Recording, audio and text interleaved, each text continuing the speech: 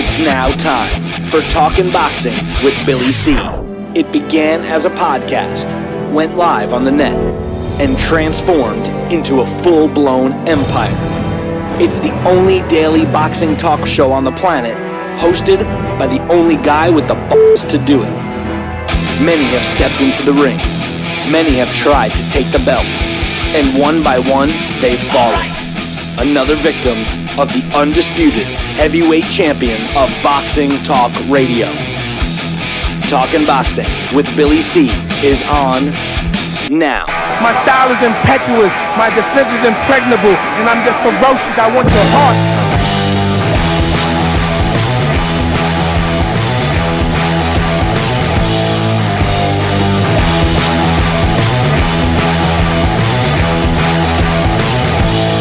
And we're coming to you live from the Billy C Studios in Lake George, New York. I'm Bill Calogero, and it's time for the Billy C Show.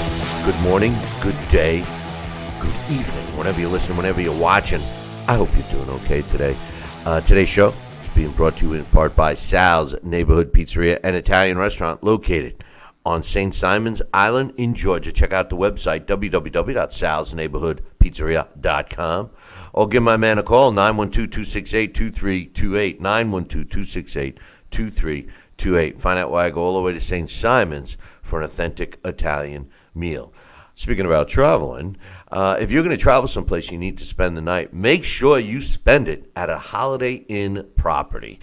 There's no place like a Holiday Inn property. My two favorites, of course, the Holiday Inn Resorts and the Holiday Inn Express. I'll give you another, even better reason to stay. We'll get you a Billy C discount. Just call our toll-free number, 844-603-0364, 844-603-0364, or just visit our website, BillyCBoxing.com, and click on the Holiday Inn banner. And finally, today's show is being brought to us in part by, you guessed it right, my book, Tom Molyneux, From Bondage to Baddest Men on the Planet, is available right now where all good books are sold. And you can get a copy of this book right now while you're watching or listening to this show. Just visit BarnesandNoble.com or Amazon.com. If you're looking to get a signed copy, don't worry about it. Visit the website, BillyCBoxing.com, and click on the book and follow the directions. Wait, you want more than one copy? You want to give away some copies as gifts? We love you. Just drop me an email and I'll hook you up directly with a special discount. Billy@TalkinBoxing. That's TalkinBoxing.com. Coming up a little bit later on the show today, we got Boxing Hall of Famer Larry Hazzard scheduled to join us. And as is on days like today, we're doing our Blast from the Past, our weekly segment, the longest running segment we've had in the 15 years we've been doing this show. And today's Blast from the Past, which will be presented to us from my man Alex Perpali, features a new 2018 Boxing Hall of Famer, Vitaly Klitschko. So we'll be talking about that a little bit later. But first, one of my main topics today, well, first and foremost, we're going to talk about the first state, aside from Las Vegas, or I should say, aside from Nevada, to offer sports betting. We talked about that a couple of weeks ago, and it's starting to get into effect, so we'll talk about that. Also, Joseph Parker, former WBO World Heavyweight Champion, his next fight seems to be signed, sealed, and delivered, although there is some question marks surrounding that. We'll talk about that. But first, I want to kick off the show with the latest news, which is disheartening, really. According to Oscar De La Hoya, he has said yesterday that the rematch between Triple G and Canelo Alvarez is off. He said the offer is off the table, and they are now aggressively trying to sign, seal, and deliver a fight between Canelo Alvarez and Danny Jacobs. Now, according to Oscar De La Hoya, he said that Triple G refused to budge on demanding a 50-50 split, and he said it wasn't going to happen, that all he was going to get was 35%, and they were offering a 65-35. He said it wasn't going to happen, and he moved on. I think this is a mistake from Oscar De La Hoya and Canelo. I don't know who's driving this bus. It seems to be, Oscar De La Hoya. I think that Triple G earned a 50-50 split, and I think that the boxing community wants to see the rematch because most people believe that Triple G won the first fight, and a lot of people are losing interest or he's losing favor with a lot of people with concerning Canelo. One of the main issues and one of the funniest issues surrounding this fight is the commercials that Canelo Alvarez actually does for the beer commercials, where it's be bolder, be bolder, be bolder. That's his little statement. Well, I say to you, Canelo Alvarez, be bolder. Step in the ring with Triple G. Joining me right now from St. Simon's Island is my man, Sal Rocky Sanicola. And Sal, Canelo should be bolder, follow his own commercial line. But what's your thoughts of Oscar De La Hoya announcing that this fight is off the table, and now they're going to pursue? I'm picturing that commercial. All it needs to do is start grabbing a tainted bull beef burger from Mexico, and then he'll do that commercial washing it down with the Be Bolder juice. Let me tell you something. Canelo Alvarez is afraid to fight Triple G. And this is where this all emanates from. And you know what? Triple G deserves a 50-50 split. The guy's the world champion. The guy beat Canelo Alvarez the first fight. Everybody but Adeline Bird saw that. And the bottom line is Canelo Alvarez wants to make it and point fingers at everybody else but himself. So this fight should have already had taken place. And this fight is now, they're going to go through, yes, I use the word minutia because they're still doing a song and dance. And even if it's a little less than 50-50, I think that you will see Triple G wanting to fight as much as anybody because he wants to prove to the world that he beat Canelo Alvarez the first time. But if they're going to be hardline and they're going to want to put it on Triple G not wanting a 50-50 split, I mean, let's look at it this way. If they really wanted to fight, they'd say, okay, you know what, Triple G, we'll give you the 50-50. This is good for boxing. This is good for the fight. Or they'll say, we'll give you 60-40. Maybe Triple G will look at that and say, you know what, I could do that. Give me something on the back end for the revenue or here, or we'll do that. But the bottom line is these guys, they're being a hard line. They don't want anything to do with Triple G. And I'll tell you what, if Canelo Alvarez is going to face Daniel Jacobs, I think Daniel Jacobs innately is a smarter fighter than Canelo Alvarez. I'm not sure, with both of them in the ring, but I'll put my money on Daniel Jacobs to beat Canelo Alvarez.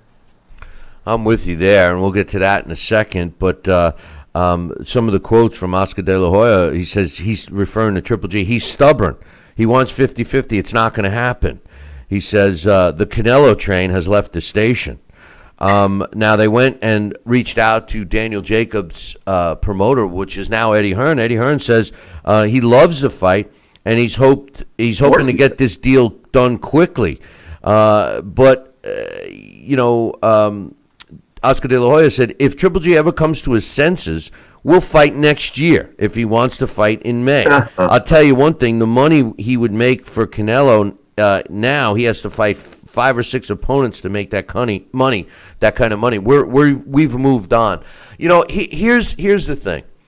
Wow. If I'm looking at, you see, this whole situation surrounding Canelo has made Canelo, I think he's lost, the respect. I know he's lost my respect, and I think he's lost the respect of a lot of boxing fans. And because of what has happened, there had to be some consolations made on Canelo's side. Now, you can make an argument that Canelo is one of the biggest draws in boxing. I personally think Anthony Joshua is number 1, and maybe Canelo falls in number 2. But even some of his hardcore fans, didn't like this whole situation. Not only did they not like the situation, and most people don't believe the tainted beef story anyway, the way he acted. and I say he, meaning Canelo himself, the way he's acted throughout this whole thing, that he's high and mighty, is also a turnoff. And then when you add in Oscar De La Hoya and the way he's acting, it's like these guys are thinking that they are boxing. And the problem is that Canelo has yet to prove that he's even legitly deserves to be in the ring with Triple G. The first fight, most people, like you said, feel that Triple G won the fight. The only people that are recognizing Canelo as any kind of a middleweight champion is Ring Magazine, who's owned by De La Hoya, Golden Boy Promotions. So it's all a joke, and the fact of them wanting a 50-50 split, I thought it was reasonable. A 60-40 split, according to multiple sources, Triple G's promoter recommended to Triple G to take a 60-40 split, which they were willing to do, according to multiple inside sources. Oscar was willing to do that, and Triple G stood strong on its 50-50 split. We talked a lot about the advantages and disadvantages, and now that they're targeting Daniel Jacobs, that opens the door for Billy Joe Saunders to fight Triple G. Now, the only other wrench in this whole mix here, Sal, ironically enough, is the WBC. The WBC had ordered Canelo to fight. This is the same organization that Canelo refused to even acknowledge anymore because they were pissed that he got stripped for not fighting Triple G in the first place. Now, all the eyes are on the WBC to see whether they turn around and have the gall to strip Triple G of his WBC belt in lieu of the fact that he's choosing not to fight Canelo. And if you recall, Sal, the WBC was the ones urging him to accept the 65-35 split. I know. It really is a bunch of rhetoric and a bunch of diluted beliefs here. But I'm going to tell you, my hard time and my big point here is there is a certain unearned air of arrogance coming from Canelo Alvarez and De La Hoya about the Triple G scenario and the fight and the contract. I mean, yes, could it be a 50-50? It sure could. Could Triple G actually live with 40%? Maybe he could, and maybe he would. But the bottom line is, you know what? This is a fight. When I say arrogance, what does Canelo have? He doesn't have a belt. He lost the first fight, according to a lot of fans, and he got caught with his hand with a big beef burger or whatever the heck. So what I'm saying is, this guy is 0 for 3 with leverage and with points, and he still has that certain air of arrogance that he's saying, well, guess what? I demand this and I demand that. Let him avoid this fight, because you know what? It takes two to dance, and he was going to get a big purse himself with Triple G. So not only does Triple G lose out on a big purse, but so does Canelo Alvarez. Can he get it with Daniel Jacobs? He won't get the same purse, but he'll get a lot of money with that, and so will Daniel Jacobs. And guess what? Canelo Alvarez will not be winning that fight. I don't think in my mind right now. I think Daniel Jacobs beats Canelo Alvarez. I kind of do too.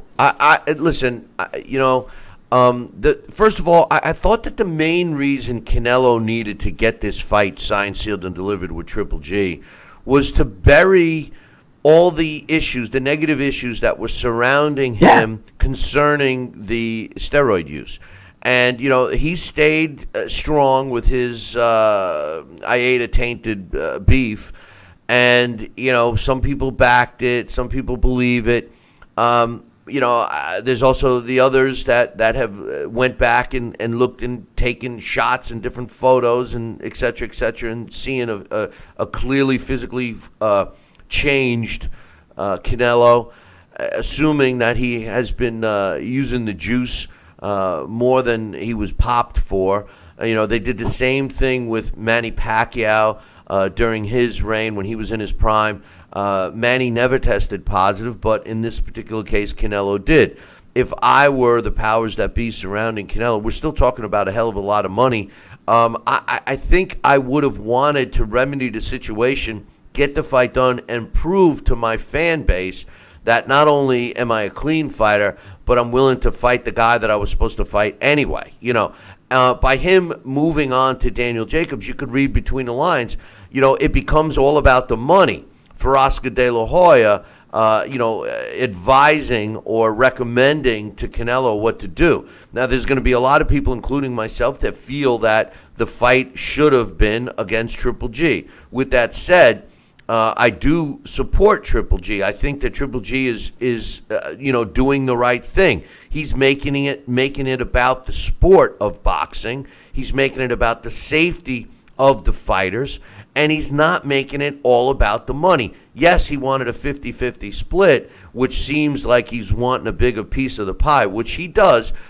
But in this case, I think he deserves a bigger piece of the pie.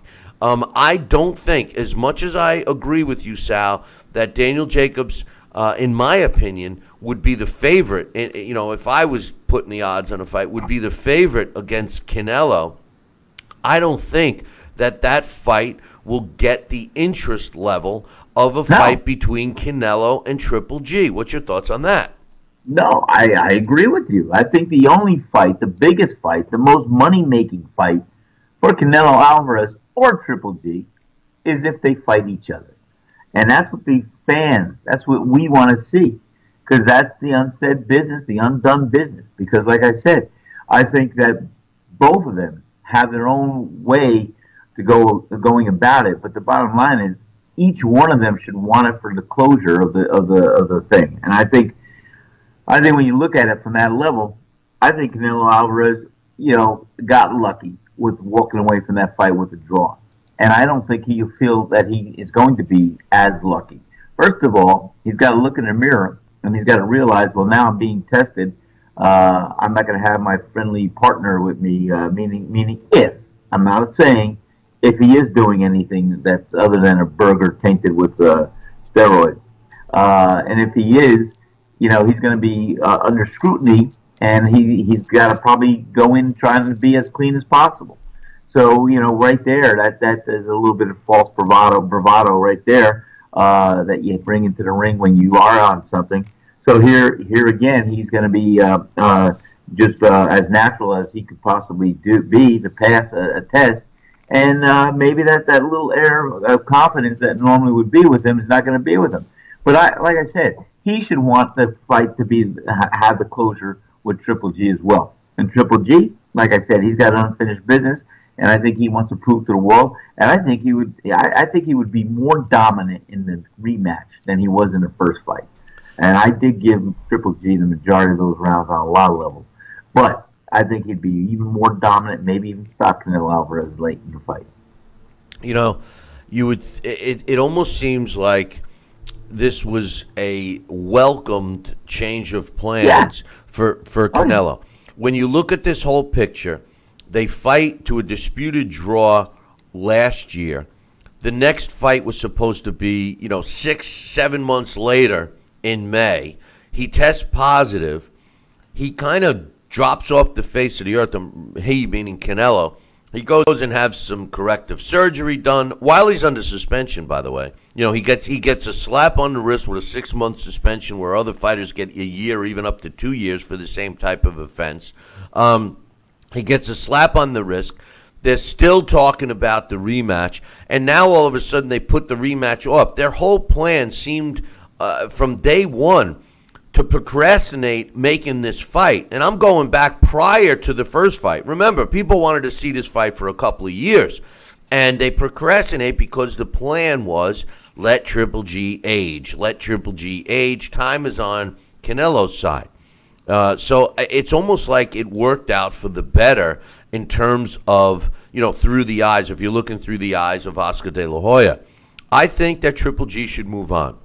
I think Triple G should focus on Billy Joe Saunders. If the WBC makes a quick, swift move and strips Triple G, once again, Triple G would be made the villain here when he's the victim. And I don't think it's fair. These are the types of situations and the things that fall into place that are bad for boxing. This is going to go down as one of those fights. The score was never settled.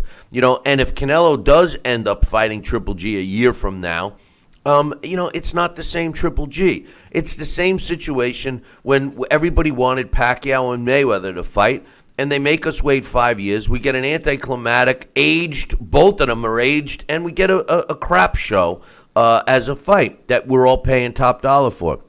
Now, if I'm Triple G at this point, I never even talk about Canelo, and I mention how he pulled the shenanigans forever. I go after Billy Joe Saunders, and providing I win that fight, I walk away. One last thing I wanted to get your thoughts on, on this whole, not that I'm done with this, but I mean just on this whole train of thought, is let me ask you this. Do you think that, Canelo is a guy that is, trying to really fight Triple G, and it's Oscar De La Hoya, and should, he lose the fight?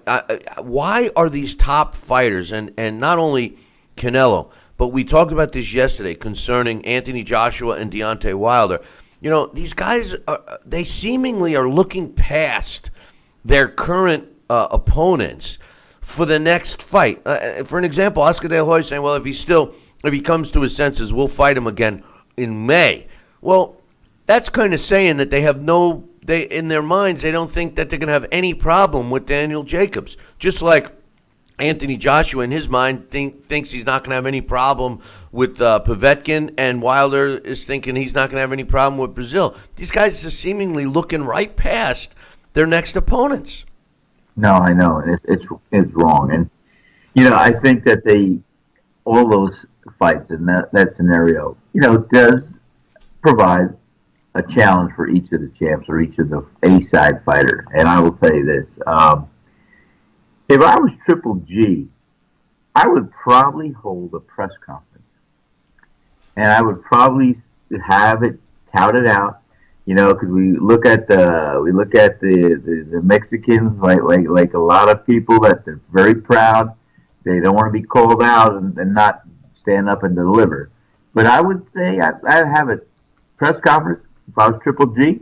I'd say, Canelo Alvarez, I've waited to negotiate for this fight, and you're pointing and spinning everything around like I don't want the fight. I want this fight, and I think I want to debate the issue. Why you think you can't give a 50% split where you're not a champion? I have the belt. You didn't win that first fight. We had a draw, and many thought that I won. And you were getting so many other things in your corner in your favor. All I'm asking for is 50% of the purse that I think I deserve. Well, that's that's exactly what he's saying. He's saying all those things. I mean, an official challenge press conference and say, get over here, sign this contract. Let's get it on and give the fans what they deserve, and let's stop this avoidance. Well, let me ask you this real quick. And then we got to take a break. But let me ask you this. How are the majority of the fans going to react? Are they going to side with Triple G, or are they going to be siding with Canelo because of the blind support that, let's face it, when you're a big fan of a sports team or a fighter or whatever, sometimes you're blind to any negativity that surrounds it. How do you think the chips are going to fall with this particular case? Well, that's what I said, Bill. If I'm telling you, this is why I feel that all eyes should be on Triple G at a press conference, and let's debate the issue. Let him put out there the reasons, that why he thinks he deserves a 50-50 split in the purse. Saying, hey, guess what? I've got 3 of the 4 belts. There's a lot of people that feel I won that first fight. I didn't get caught with tainted beef and things, or I wasn't the one that was suspended. And you know what? I think you hurt the integrity of the game of boxing by your arrogance and by you wanting to feel like you want to point fingers at everybody else but yourself. So you want to look in the mirror. I want you to look at me, and I want you to look at me from a couple of feet away. Let's have that stare down for the rematch, and let's sign this and give it to the fans that they deserve it. And I mean, I'd call them out. I'd call them out. And if Canelo Alvarez is half of the bravado that he claims he has, he'll get back. He'll get right that press conference in his face, and they'll have a stellar performance right there prior to their signing the contract in front of people. That's how it should go down. That's what I wish it would go down. But you know, like I said, if I play the movies in my mind, it's not going to be what they're thinking. You know, the thing is I just don't feel that Canelo, Triple G should have to stand up and explain his reasoning. I think that his actions speak for themselves, and the people that are going to be blind, fans for Canelo are not going to listen anyway. And the other side of the coin is I think people agree with what you're saying. We're going to take a short break. Before we do, I just want to we got a super chat from my man Joel, and I wanted to thank him for that. As you guys know, the super chat keeps us rolling here. And speaking of rolling, I'm going to take a short break, and I'll be back in about 2. Billy C will be right back.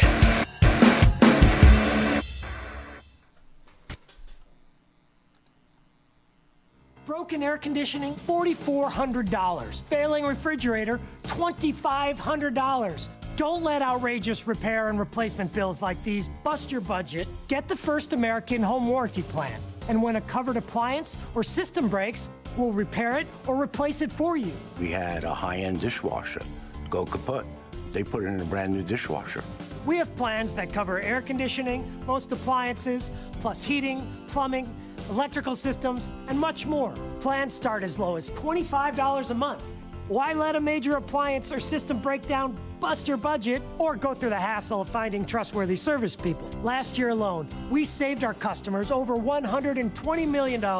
Don't wait until something breaks and you're stuck with a huge bill. You save a lot of money. It's absolutely worth it. If you don't have First American Warranty, get it. Call 1-800-946-6234 for your free no-obligation quote.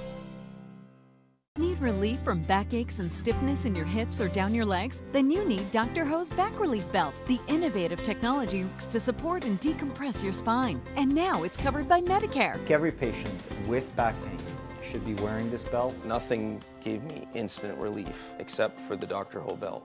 Feel good while standing, walking, driving, doing housework, and while laying down. And now Dr. Ho's patented belt is available at our best price ever. It's even covered by Medicare. Order now and get the easy-to-use hand pump and back rehabilitation DVD free.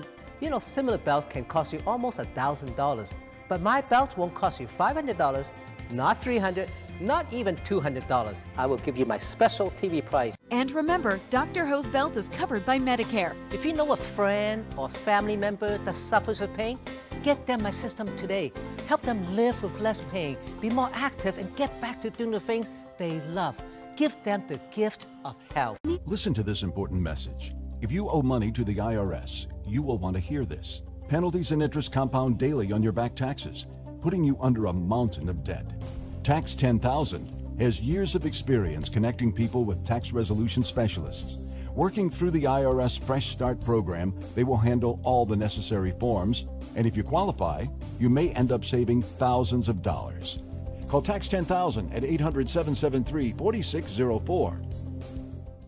Are you currently on Medicare? In other words, do you carry the red, white, and blue Medicare card? If so, are you suffering from chronic back pain? If you answered yes, you may be eligible for a pain-relieving back brace covered by Medicare at little to no cost, shipped directly to your home for free. These medical-grade back braces are ideal for lower back pain, arthritis, spinal disorders, and other chronic back problems. Will you qualify for a medical-grade back brace? Call Back Brace America at 1-800-290-8300.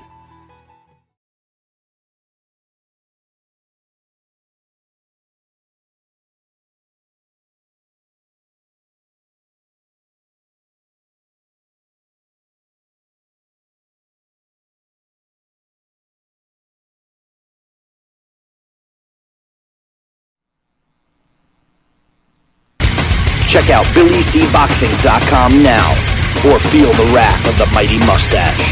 Oh, that hurts! Why are you doing that to my face? I hate you. That's BillyCBoxing.com. Consider this your warning. Now back to Billy C. Interact with the show at BillyCBoxing.com.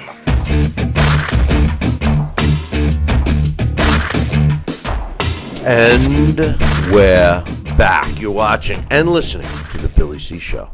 Glad you could be with us today, and we're glad you're with us every day, to be honest with you. But one of the main topics today that we're discussing is the Triple G Canelo fight, which, according to Oscar De La Hoya, is off the table.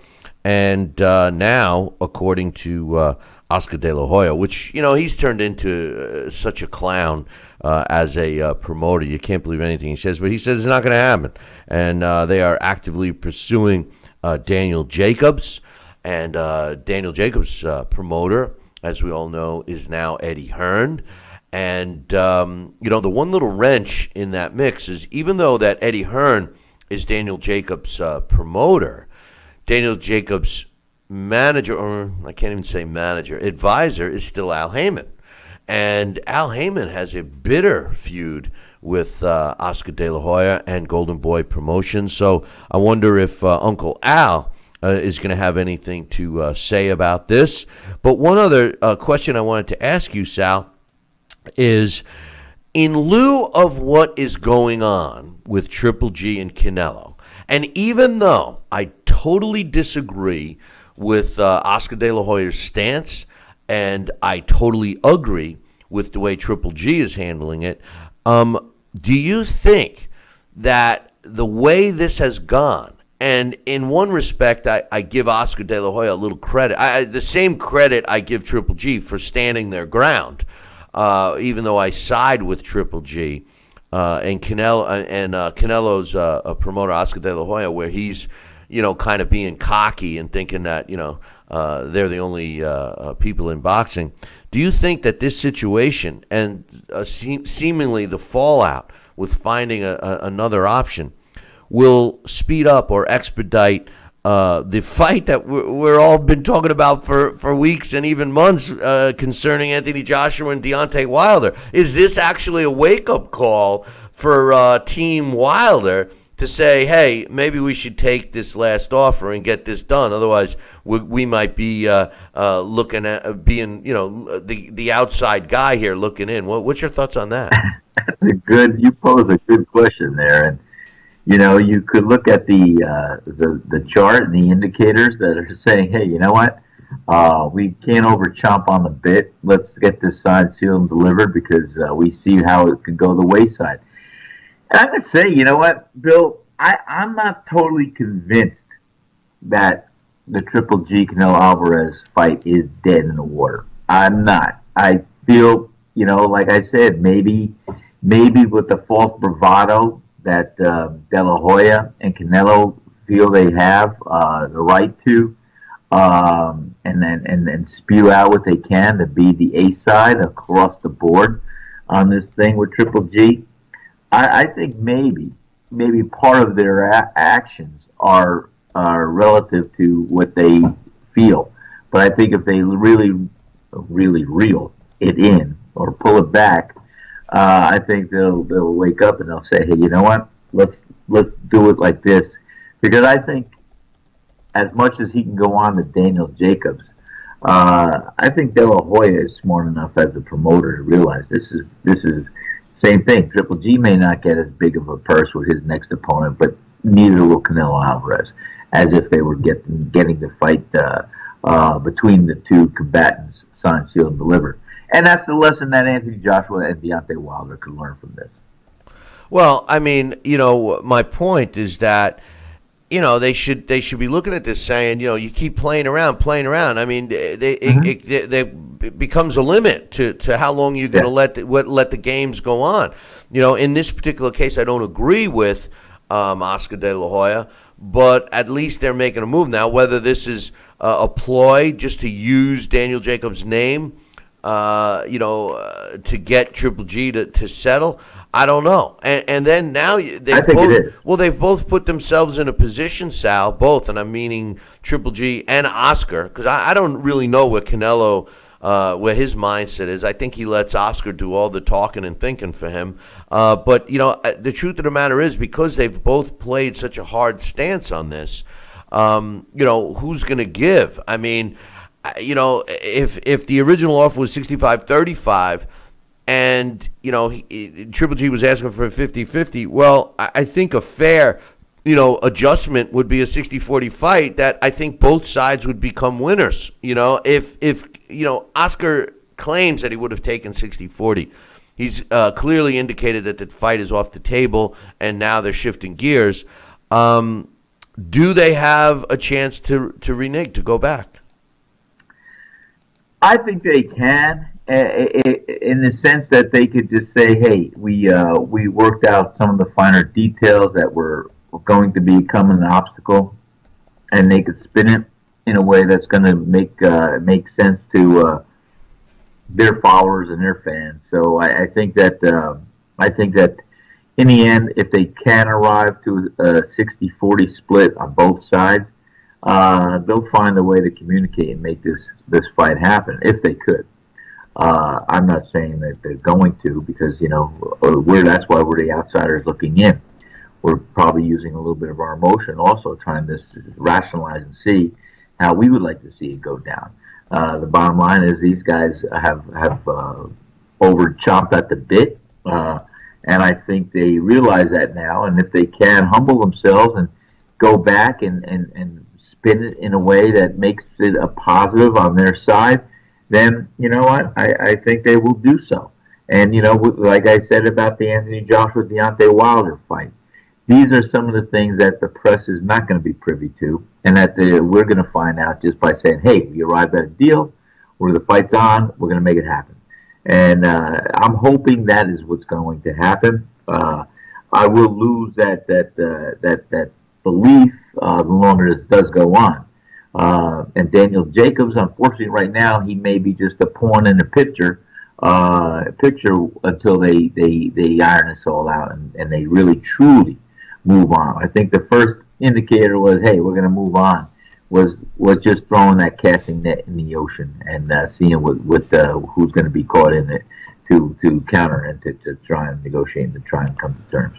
See, Sal, we always kid around how you're stuck in the 80s and stuff with your mentality, and I am too. I am too a lot. But let me tell you how it's changed. As much as I agree with you 100%, let me rephrase that. I agree with you 150%, and I skipped math that day, so I don't even know if it's possible to be 150%. But the truth of the matter is that all negotiations for these big kinds of fights should be behind closed doors. But unfortunately, with the technology today and the instant gratification of somebody's opinion that gets sent over the internet and then responded, everything's taken place for the world to see, which I disagree with. I agree with you that when it comes to negotiating contracts, you should be behind closed doors. Let me point out an analogy that I talked about yesterday with some fans. We were talking about boxing and technology, and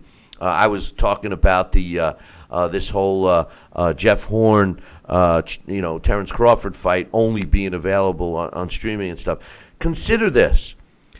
In the late 70s, early 80s, Chrysler came out with the first talking car.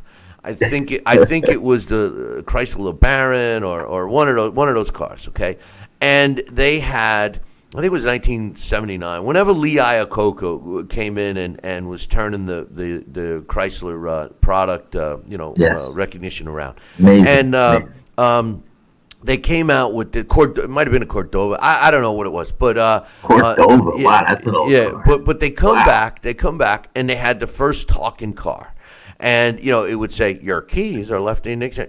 You've left your lights on. Fasten your seatbelt. And it was talking. Well, the general public was outraged at it. Nobody wanted to hear the car talk to them. It lasted a couple of years and then faded. Okay.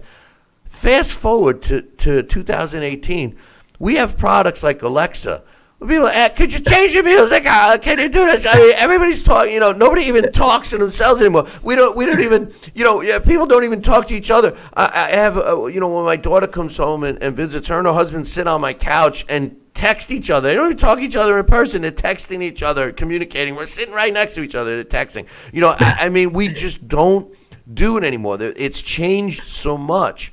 And it's the same with negotiations, Sal. You know, these guys are using the media and public opinion to help drive their cause, whichever side of the fence they're on when it comes to negotiation. I'm not for it, but it's the way it is. No, I'm not for it either. And you know, I'm laughing, Bill, because you know it's like if I'm making pizza or we're behind the bar and there'll be maybe 3 or 4 women out, or guys for that matter. It doesn't matter with gender. Coming out for a night out together, and then what do? They're on their phones, each one of them texting. I mean, they're all out together to have, hey, it's ladies' night out, hey, it's guys' night out. And what are they doing? They're on the phone texting other people, whatever the heck they're doing. It's crazy. It's crazy. There has been a lot lost in the translation or transition of what today's environment and social media has done to our society. It's true. For and to our society. No, it's true. But as far as, well, wait, Sal, we got to hold the thought. I got to take a break here. We're going to get Larry on. Then we're going to come back to you. We have some technical issues going on with Alex, so we're going to hold off on our blast until next time. So, Sal, we'll talk to you right after Larry. We're going to take a short break, and we'll be back with Larry Hazard in about 2 minutes. Billy C will be right back. Relief from backaches and stiffness in your hips or down your legs? Then you need Dr. Ho's Back Relief Belt, the innovative technology to support and decompress your spine. And now it's covered by Medicare. Every patient with back pain should be wearing this belt. Nothing gave me instant relief except for the Dr. Ho belt. Feel good while standing, walking, driving, doing housework, and while laying down. And now Dr. Ho's patented belt is available at our best price ever. It's even covered by Medicare. Order now and get the easy-to-use hand pump and back rehabilitation DVD free. You know, similar belts can cost you almost $1,000, but my belts won't cost you $500, not $300, not even $200. I will give you my special TV price. And remember, Dr. Ho's belt is covered by Medicare. If you know a friend or family member that suffers with pain, get them my system today. Help them live with less pain, be more active, and get back to doing the things they love.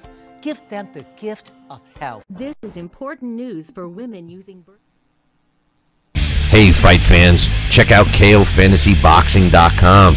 KO Fantasy Boxing is boxing's only trademarked fantasy game. Check it out, www.KOFantasyBoxing.com. Select your own gym, your own fighters, track them through a season that can last from 3 months to a year, depending upon which league you join. You got to check this out, man. www.KOFantasyBoxing.com. Join it today. Again, www.KOFantasyBoxing.com, and tell them Billy C sent ya. The one, the only, Don King. Makes me feel good, Billy, to have you, the #1 show in the country, talking boxing with Billy. So I invite each and every American that's listening to this great show to tune in, because we want you to be there with Billy and me. Now back to Talkin' Boxing with Billy C., the only radio host man enough to take a punch from Mike Tyson. Wait a minute, man. Hold on there. Jeremy, man, I need you to take this one, all right? Wait, what? No way. I can't do this. Need I remind you I'm Billy C., damn it? Now put on that mustache and get in there. Hey, look at me. I'm Billy C. Crap.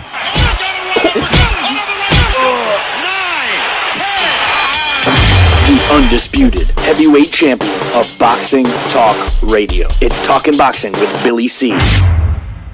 Now back to Billy C. Interact with the show at BillyCBoxing.com.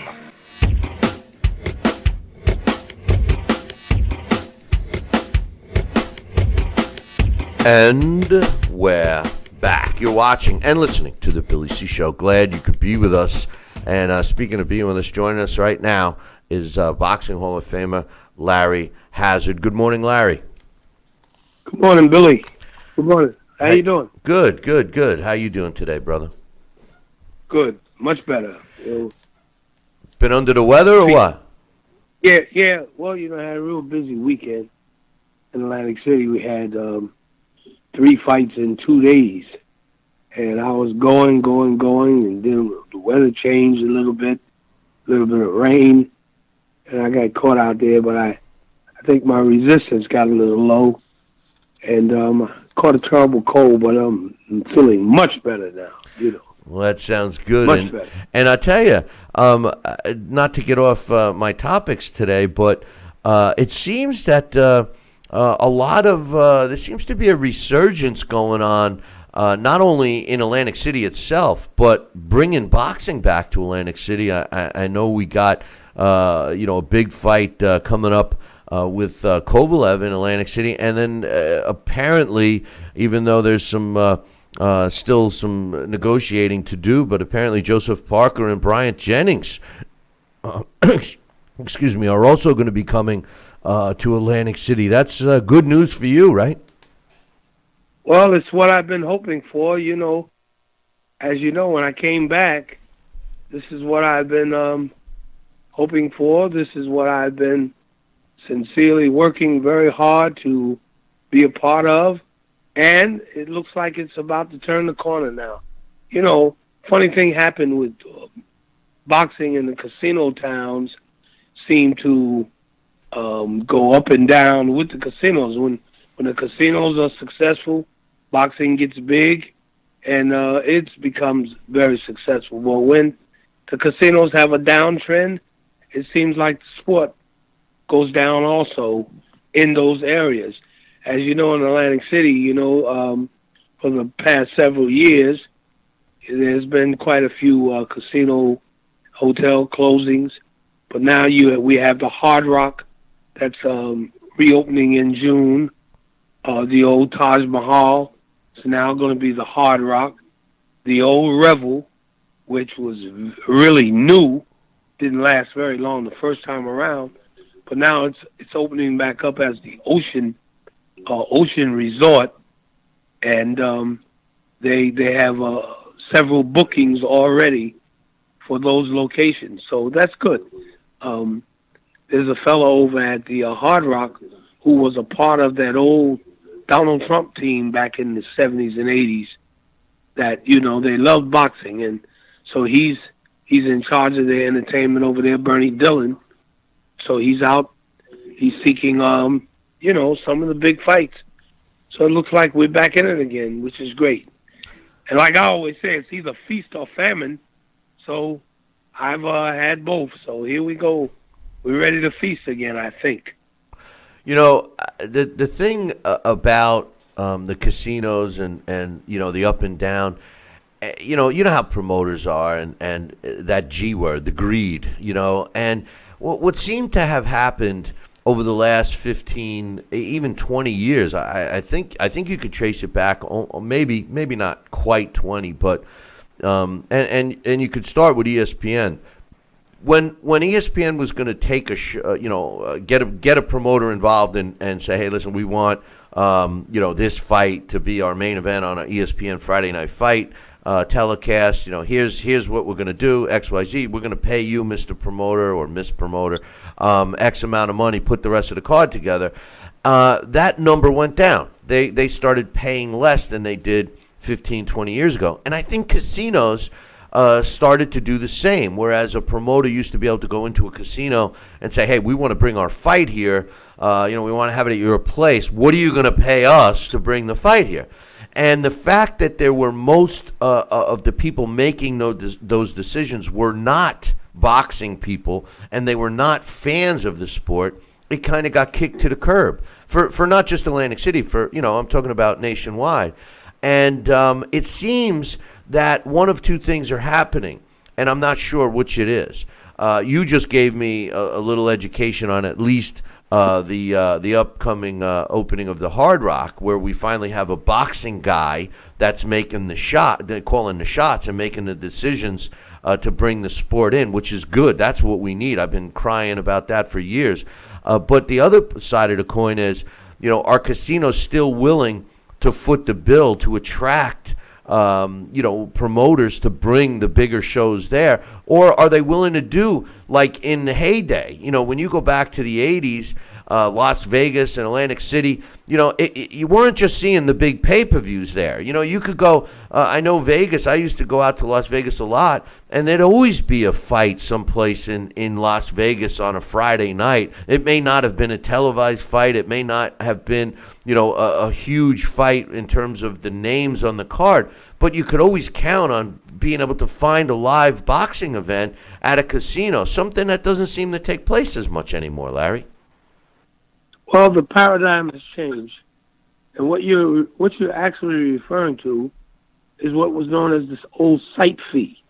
That's what you call a site fee that promoters used to get to bring in the fight, the site fee, and that was very helpful to promoters because it helped with the expenses, it helped with the purse and everything else.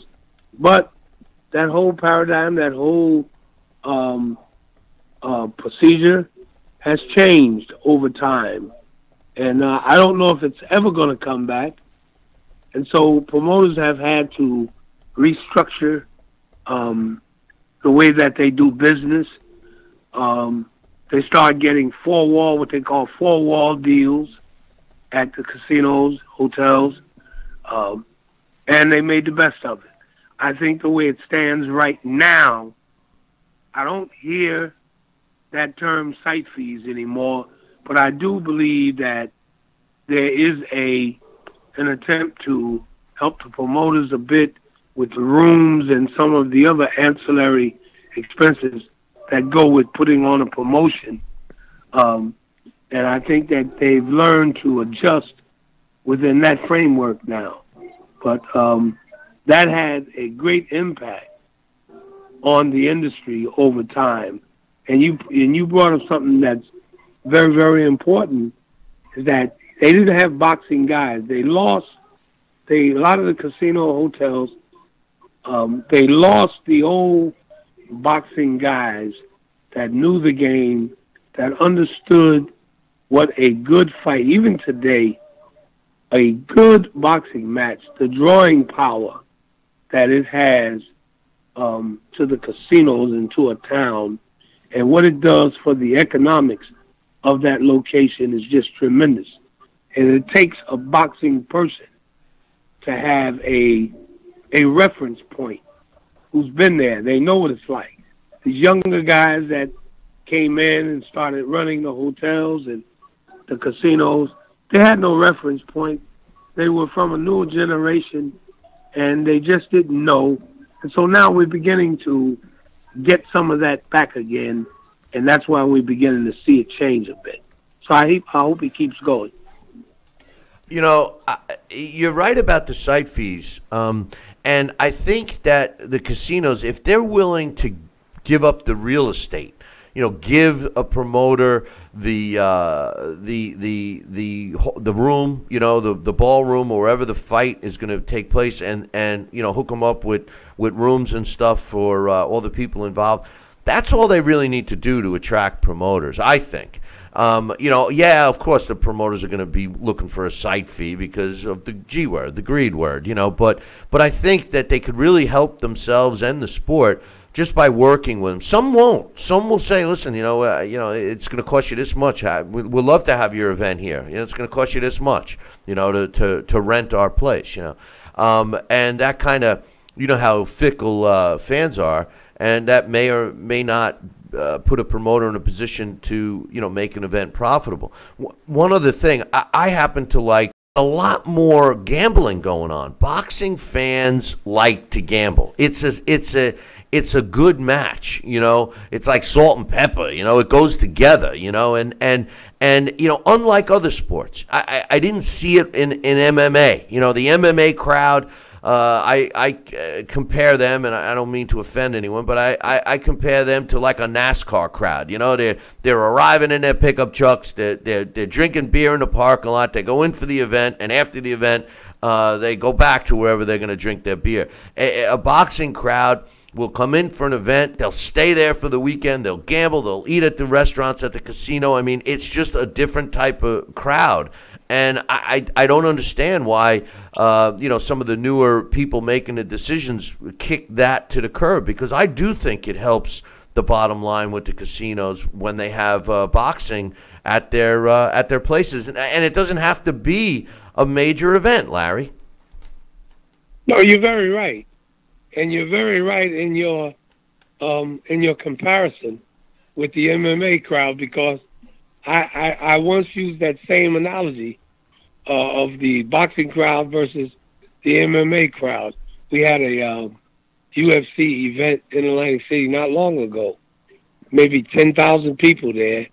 And once the event was over, they all spilled out on the Pacific Avenue into the parking lots, getting their cars.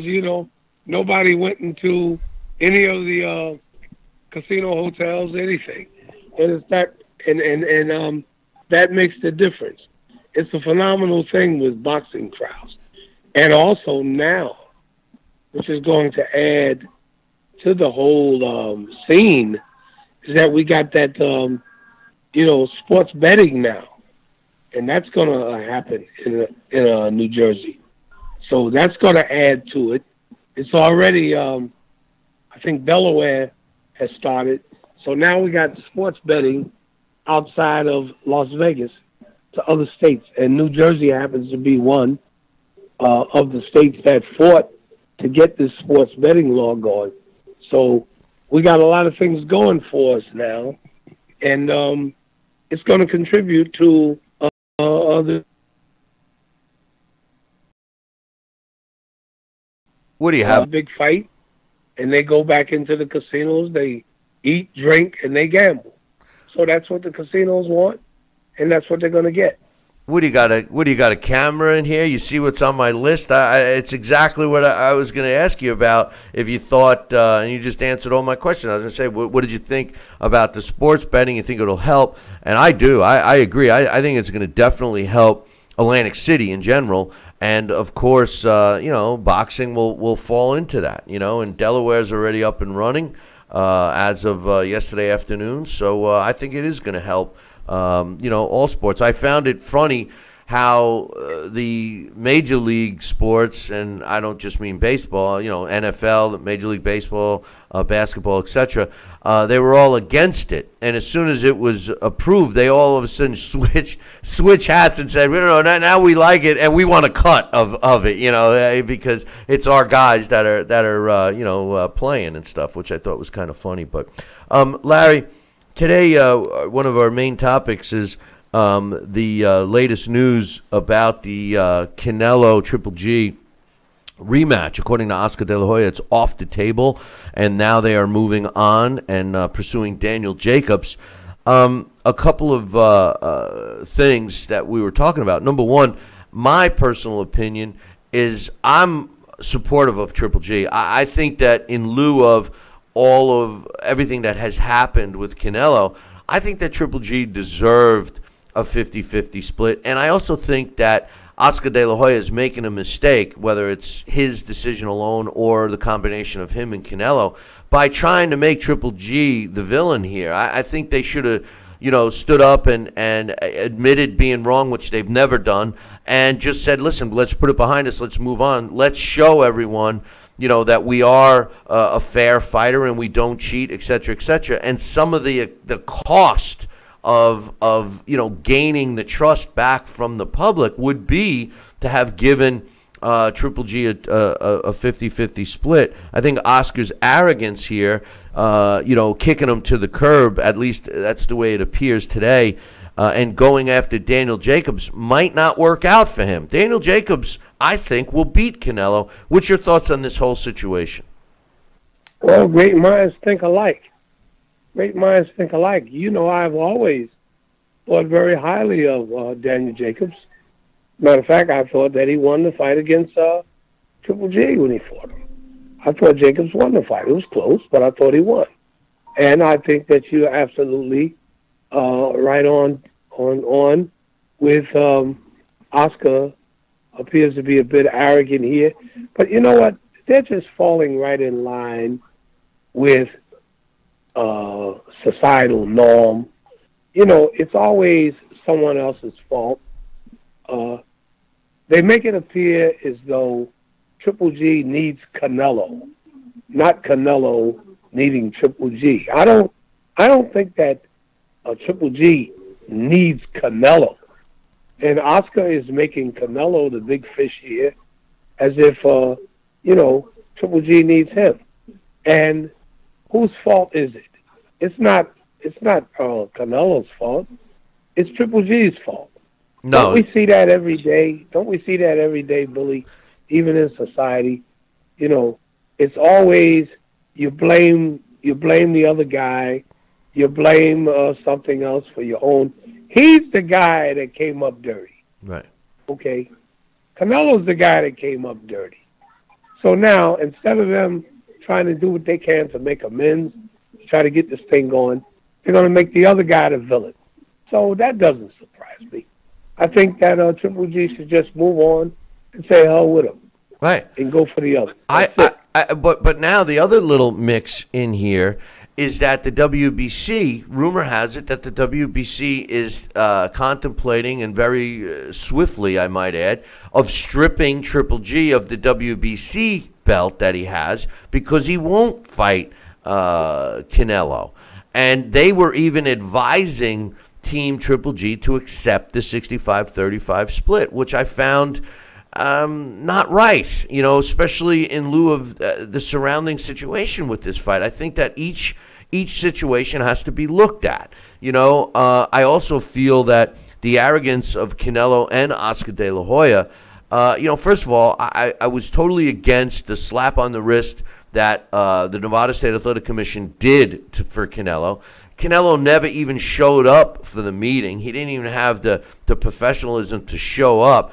And he decides to go and get some repair surgery done. It's almost like they're glad, like they breathed a sigh of relief that this was put off. And then Oscar De La Hoya has the gall. And don't get me wrong, I used to, as a fighter, no one respected Oscar De La Hoya more than me. I mean, he fought everybody, and would never backed away. As a promoter, he's become a typical, stereotypical promoter, and the truth of the matter is that they're saying, well, maybe if Triple G comes to his senses and accepts a 65-35 split, we'll consider fighting him next May. Well, that was the whole plan. They've been waiting for Triple G to age.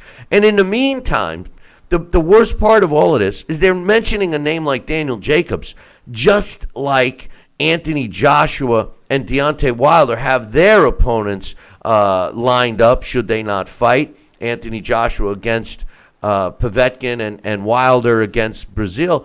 These guys are all looking past their opponents as if they're going to be some easy fight. First of all, Daniel Jacobs will not be an easy fight for Canelo. And the way we always say styles make fights, I'm telling you right now that Brazil and Wilder, even though I think Wilder will win, is not a layup for Wilder because of his size and strength and chin, etc. And the only weakness that I've seen with Anthony Joshua is fighting smaller fighters, and he's fighting Povetkin. So I mean, these seemingly are fighters and their teams looking way past the guys in front of them, and that spells mistakes. It's happened time and time, hasn't it? Oh, absolutely. And we talk about that all the time, especially with the heavyweights. And once again, I go back to the deal that was put on the table in the beginning for Wilder. I really thought that he's being ill-advised. They could have had that going. He had a 2 or 3 fight deal, and that was it. And they're looking past the opponent as if they know that they're guaranteed to win, okay? And they seem not to understand that anything can happen. And we've seen that. Joshua's last performance wasn't anything to write home about. I really gained a lot of respect for Wilder in his last performance, versus Joshua, which made me want to see the fight even more. And I'm sure there are a lot of other fans who felt the same way. And that's the way it should have gone. They should have fought each other already. They should have had that deal wrapped up. The same thing here, with Canelo and Triple G. It's the same thing. They look past and they feel as though a win is guaranteed, and then we'll do this, and then we'll take care of that later. You can't do that in boxing because anything can happen, and so we're going to see what happens here. And I got a feeling that the worst is going to happen in this situation. I'm with you. I have a feeling that something's going to upset the apple cart for both of these fights, and especially Canelo, Daniel Jacobs. One last question concerning Canelo and Daniel, the possibility of Canelo versus Daniel Jacobs in September. Can that fight generate the interest, or more importantly, the pay-per-view numbers that a Canelo versus Triple G would generate? And I do not mean this in any way, shape, or form disrespectful to Daniel Jacobs, because I just said I think Danny Jacobs beats Canelo. I really do. I think Canelo, his crutch was the steroids. I hate to say it, but I think he's happy that he doesn't have to fight Triple G, and I think he's barking up the wrong tree with Daniel Jacobs. I don't really think, and me too, I have to apologize in advance because I like Daniel Jacobs, but it's matchups. Some matchups are more attractive than others. I don't think that the numbers would equal Triple G Canelo for this very reason, the controversy. See, that's one of the elements that boxing always, it's a negative, it's like a double-edged sword. Boxing has a tendency, oftentimes, to generate controversy in bouts. And the controversy leads to bigger rematches. That's the other side of that coin. And so I think that the big C, the controversy with Triple G and Canelo in the first one will put them over the edge with the numbers, because I still think that they could generate a greater level of interest for that fight as opposed to the Danny Jacobs fight. With no disrespect to Danny Jacobs, because I always liked Danny, and like I said, I thought he won the fight against Triple G. Oh, you thought Daniel Jacobs beat Triple G. See, I didn't. I thought that Triple G won that fight. I think the knockdown was the deciding factor in that fight, but it was extremely close. That was also a fight that Daniel Jacobs came in, planned to come in bigger and stronger, and it worked for him. I don't think they would follow that same plan with Canelo, because I think the titles would actually there would be no title on the line, truthfully. So hey, you know what? Maybe they follow that same game plan and come in overweight and know that Canelo can't let them pay for the fine. Negotiate that in the contract. So that's a great point. That's a great point. But in any event, I do agree that I think Canelo Triple G rematch, due to all the controversy and the headlines, would generate a lot more pay-per-view numbers than Daniel Jacobs. And then what risk? We're always talking about boxing, risk versus reward. I think it's a big risk for Canelo to fight Daniel Jacobs, even though he's going to theoretically make more money than giving up the split that Triple G wanted.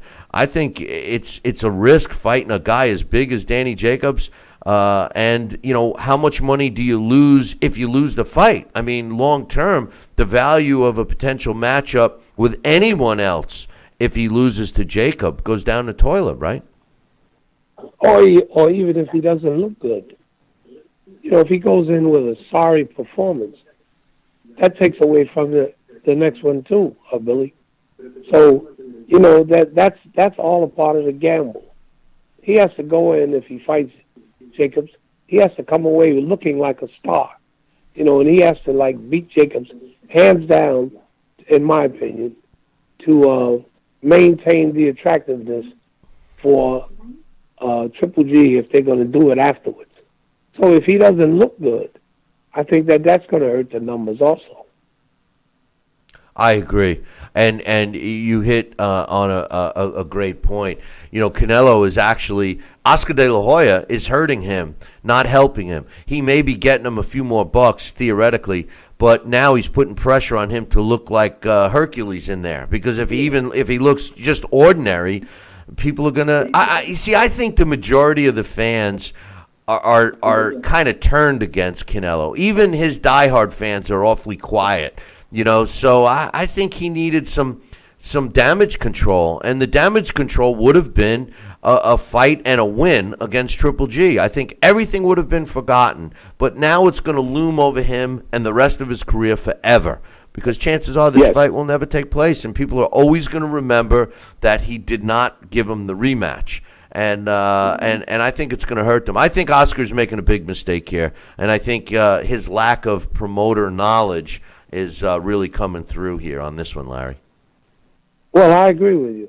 And also, people going to, there are a lot of fans, even though they're not making a big issue out of it, they see him as a cheat. Yeah. There are a lot of fans that just feel that he tried to cheat. Yep. And fans don't appreciate that. So that has an effect on his popularity also. No, I agree 100%. Larry, keep getting better, my man, and we will talk to you next week. We'll be discussing the outcomes of a lot of big fights scheduled for this weekend, so we'll be looking forward to that next week, brother. Okay, Billy, I'll look forward to seeing you. All right, man. Have a good one. That's Larry Hazard, Boxing Hall of Famer, and even if he's not feeling well, he shows up and does his thing here. We appreciate that. I'm going to take a short break. When I get back, my man Sal will be joining us again, and we'll talk about the heavyweight fight, and maybe close our thoughts on the Triple G Canelo rematch not happening. Don't go anywhere. Billy C will be right back. Part of the Billy C Boxing Network.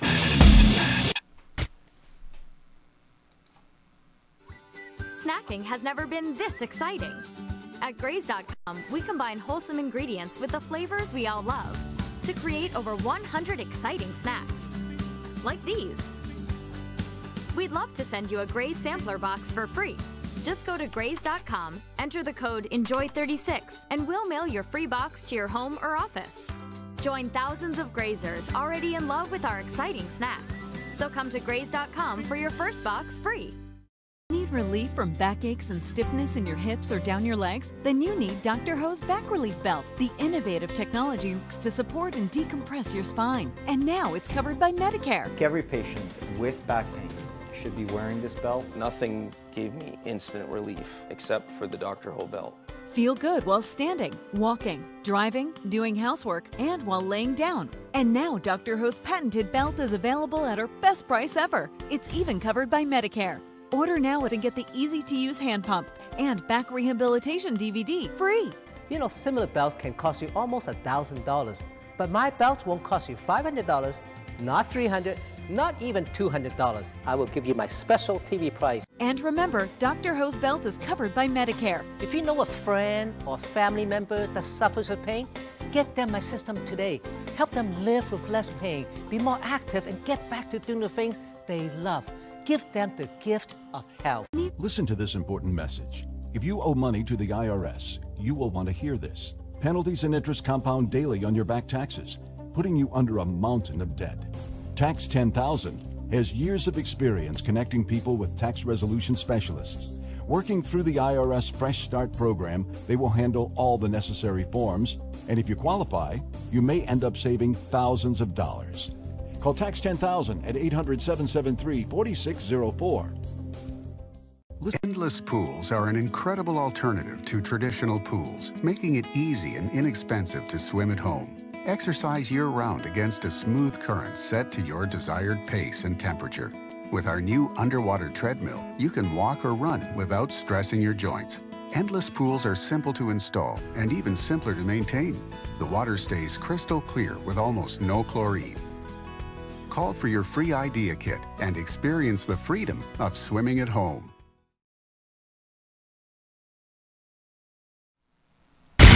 Check out BillyCBoxing.com now. or feel the wrath of the mighty mustache. Oh, that hurts! Why are you doing that to my face? I hate you! That's BillyCBoxing.com. Consider this your warning. Now back to Talkin' Boxing with Billy C. He may not have an Excellence in Broadcasting award, but the night's still young. And he's got martinis. So you never know what may be by morning. It's Talkin' Boxing with Billy C. Talkin' Boxing with Billy C. Now back to Billy C. Interact with the show at BillyCBoxing.com.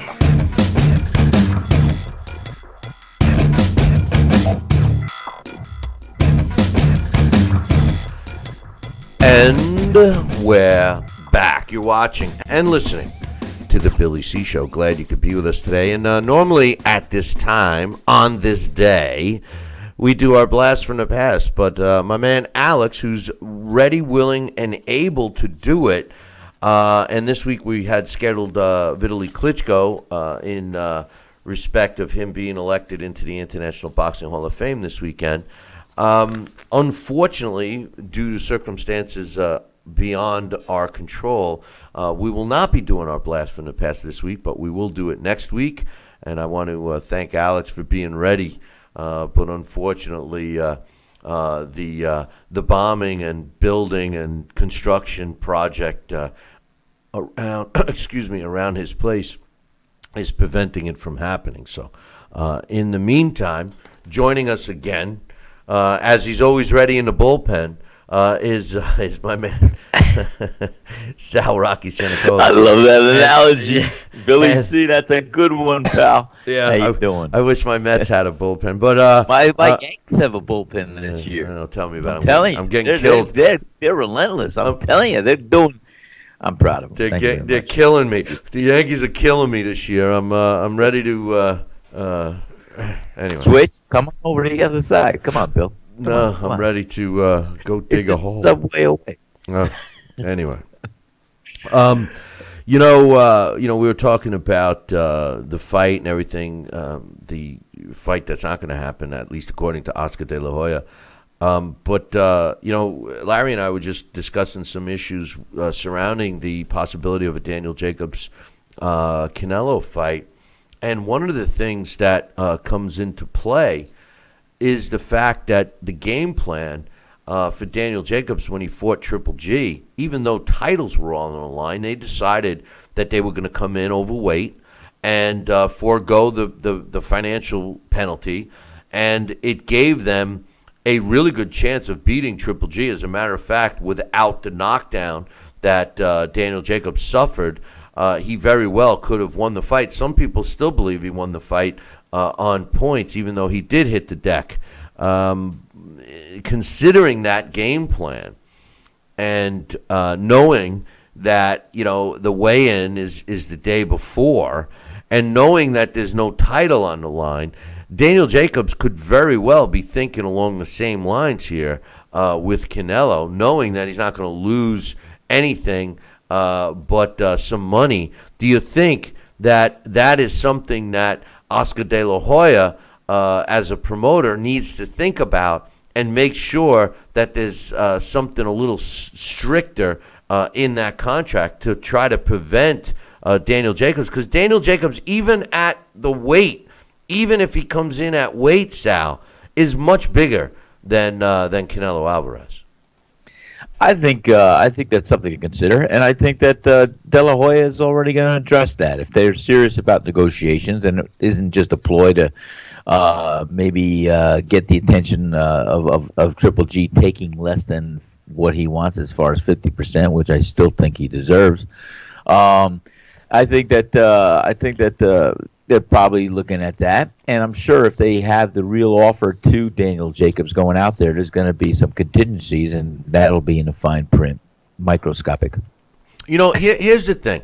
We talked about this last week, and because Oscar De La Hoya was making such a strong stand on his 65-35 split, he kind of forced his own hand by not accepting the 50-50, or from his side of the story, they did and were willing to accept 60-40, but Triple G didn't want to budge. We don't know if that's true or not, but that is a rumor.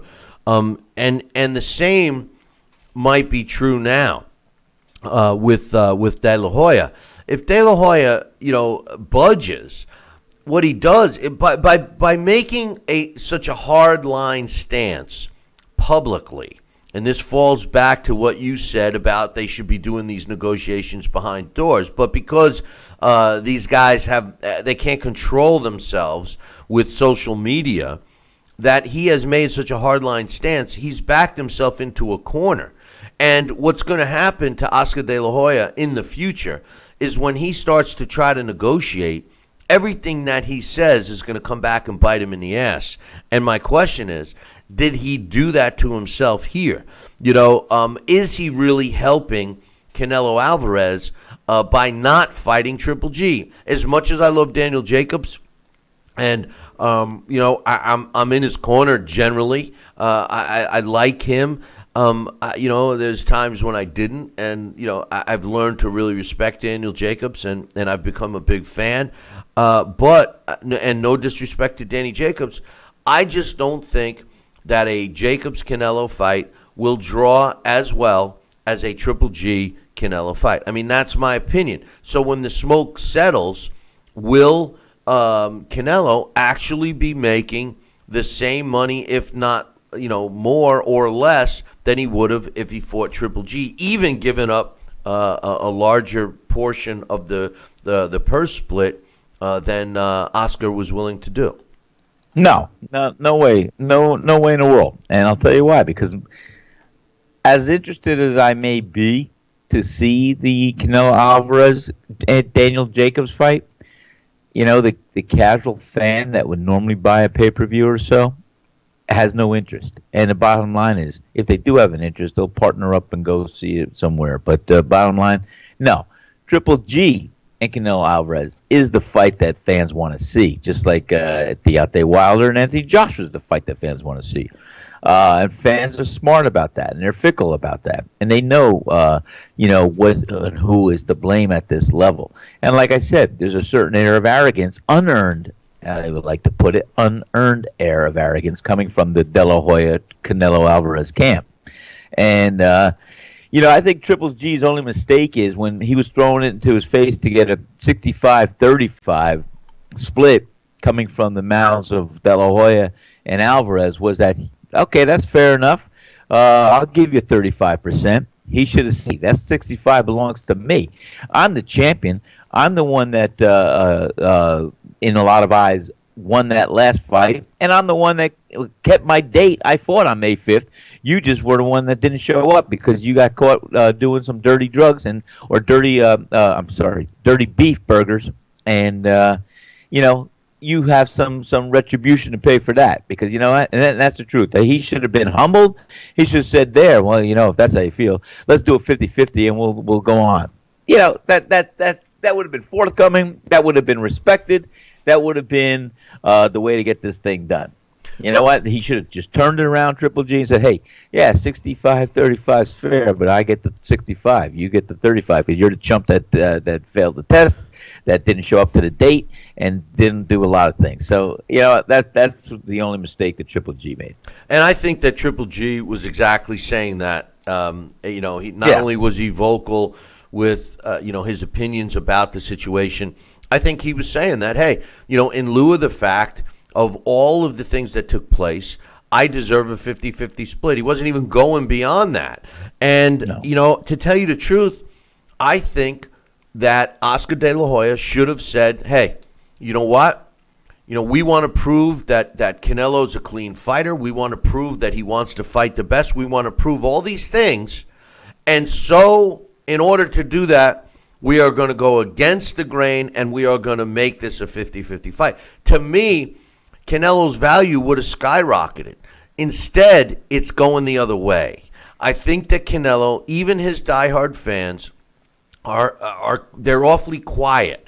They're pulling a Deontay Wilder right now. They're awfully quiet. It's hard to stick up for a guy that was, caught, with his hand in the cookie jar, so to speak. And I think Oscar De La Hoya is making it worse. You know, they needed to do some kind of damage control, and since day one, they have tried to not take the blame. They were not being held accountable for something that took place. Even if he ate tainted beef, they've known that they, have problems with the beef. You don't eat it. I mean, it's like somebody who goes to a party and has a couple of too many drinks and smokes a joint and then gets, tested for marijuana for some reason and gets caught, and then they blame it. Oh, I was at a party. I had too much to drink. It wasn't my fault. No, it was your fault. Hold yourself accountable, and that's what is bothering me the most about Canelo and Oscar De La Hoya. They're trying to make Triple G as the villain. I say to Team Triple G, hold strong, go after Billy Joe Saunders. I think that Canelo Alvarez, under the tutelage of Oscar De La Hoya, is going to implode. I think that in order, and just like Larry said, Sal, in order for Canelo to have everyone forget about this, he needs to look exceptional in his next fight. Oh, yeah. And he's not going to look exceptional against Danny Jacobs. No. He may look exceptional against Spike O'Sullivan, but Spike O'Sullivan will never draw the amount of money that he could make from a Triple G or even a Daniel Jacobs fight. So I think it's ridiculous, and I think people are going to always remember, and Canelo's making the mistake of not fighting Triple G now, think that people are always going to remember that he did not fight the rematch. They're going to forget everything else surrounding it. And I think that Canelo is making a huge mistake by listening to Oscar here, and that his legacy is going to forever be tainted. I honestly believe that, Sal. Well, it's interesting that you should say that. But here's the thing: like I said, when two fighters want to fight for the sanctity, for the basis, for the essence of what boxing is all about, and being a world champ is all about, and being the best in the business is all about, and being the best in the weight division is all about. You think this rhetoric that we didn't hear about because of the lack of social media back then, but do you think Tommy Hearns and Marvin Hagler went through a lot of all this? They knew they wanted to fight each other. They signed it, they sealed it, and they delivered it. Duran and Leonard, you think that had a problem? Ali Frazier, you think they had too many problems? I'm sure they had little hiccups here and there, but man, these fighters wanted to fight each other, prove they were best, and sure enough, we got to see it as fans. Now, I'll tell you what, if I was a Triple G camp or the De La Hoya camp, Alvarez camp, I'm sorry, you know what? 65-35 is a fair split. And you know how it's fair? And I could agree to a 65-35 split. But here's how it's fair. Put the prize back in prize fighting. The winner of that fight gets 65%. The loser takes home 35%. That's what they should do. Well, Alex, my man Alex Perpally is saying, well, Alex is an English major. He's my guy. But when it comes to math, he's not so good. But, he said it should be 50-50, 50% to the winner, 50% to the loser, and then 20% to the – no, 50-50 to both, then 20% to the winner. And I said, well, you only got 100% to work with. Wait a minute. What he meant to say. You got to have a 60-40, 65-35 bill. Well, I'm no. adamant about How this. about That this? would be great. Prize fighter. The winner gets all. No. How about 40-40 split? And then 20% to the winner. I mean, all the big fights should do that because then this way the incentive is to make weight. Think about all of the things that would go away if that was the situation. If the situation on a big huge fight and you do an even split 40-40 and then the bonus of a 20% because there's only 100% to work with, Alex. The truth of the matter would be the incentive to make sure that you come in on weight, the incentive to make sure that you don't do something stupid like, maybe stray below the belt a few too many times. All of those things would go away because the lure of making that extra 20% will keep everybody's nose clean, at least in my mind. But I think every major title fight should be structured just like that. Have a 40-40, and the winner gets 20% on top. What an incentive that would be.